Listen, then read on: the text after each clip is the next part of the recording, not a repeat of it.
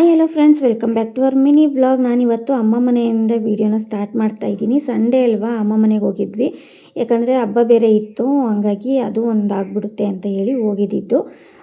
ಅಮ್ಮ ಕೊಬ್ಬರಿ ಎಣ್ಣೆ, ಪ್ಯೂರ್ ಕೊಬ್ಬರಿ ಎಣ್ಣೆನ ಮನೇಲಿ ಹಾಕ್ಸಿದ್ರು. ಅದಕ್ಕೆ ಸ್ವಲ್ಪ ತಲೆಯಲ್ಲಿ ಒಟ್ಟು ಥರ ಅನ್ನಿಸ್ತಾ ಇದೆ, ಕಡಿಮೆ ಆಗಿತ್ತು, ಮತ್ತೆ ಯಾಕೋ ಹಂಗೆ ಅನ್ನಿಸ್ತಾ ಇದೆ ಅಂತ ಹೇಳಿದೆ. ಹಂಗಾಗಿ ಅಮ್ಮ ಹಬ್ಬಕ್ಕೆ ಅಂತೇಳಿ ಬೇವಿನ ಸೊಪ್ಪು ತೊಗೊಂಡಿದ್ರಲ್ಲ, ಅದು ಕಾಣಿಸ್ತು. ಹಂಗಾಗಿ ಸ್ವಲ್ಪ ಬೇವಿನ ಸೊಪ್ಪು, ಕರಿಬೇವಿನ ಸೊಪ್ಪು, ಸ್ವಲ್ಪ ತುಳಸಿನ ಹಾಕಿ ಬಿಸಿ ಮಾಡಿ ಕೊಡ್ರಿ, ಹಚ್ಕೋತೀನಿ ಅಂತ ಅಂದೆ.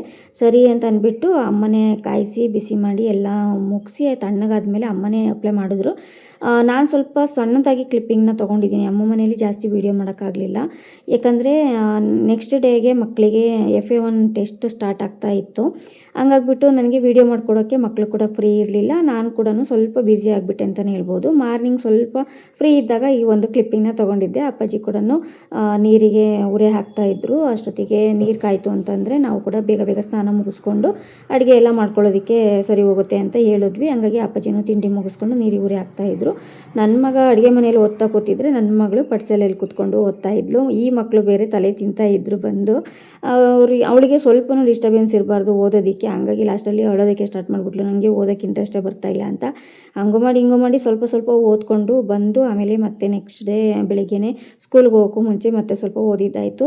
ಇಲ್ಲಿ ನೋಡ್ತಿದ್ದೀರಾ ಅಮ್ಮ ಹೆಂಗೆ ನೆಲ ಒರೆಸ್ತಿದ್ದಾರೆ ಅಂತ. ಫಸ್ಟೆಲ್ಲ ಹಿಂಗೆ ಒರೆಸ್ತಾ ಇದ್ದಿದ್ದು ನನಗೂ ನೆನಪಾಯಿತು. ಈಗ ನನಗೂ ಹಂಗೆ ಅನ್ಸೋಕ್ಕೆ ಸ್ಟಾರ್ಟ್ ಆಯಿತು.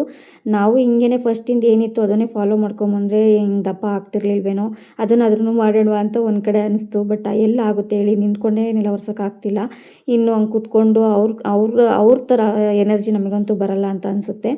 ಅದಷ್ಟೇ ವೀಡಿಯೋ ಮಾಡ್ಕೊಳ್ಳೋಕ್ಕಾಗಿದ್ದು, ವೀಡಿಯೋನ ಕಂಟಿನ್ಯೂ ಮಾಡೋಕ್ಕಾಗಲಿಲ್ಲ. ತುಂಬಾ ವೀಡಿಯೋ ಮಾಡ್ಕೊಂಡೆ. ನನ್ನ ತಂಗಿ ನನಗೆ ಗೌನ್ ಮತ್ತು ಲೆಹಂಗಾ ಹೊಲಿಯೋದಕ್ಕೆ ಅಂತ ಸೀರೆ ಎಲ್ಲ ಕೊಟ್ಟರು, ಅಳತೆ ಎಲ್ಲ ತೊಗೊಂಡು.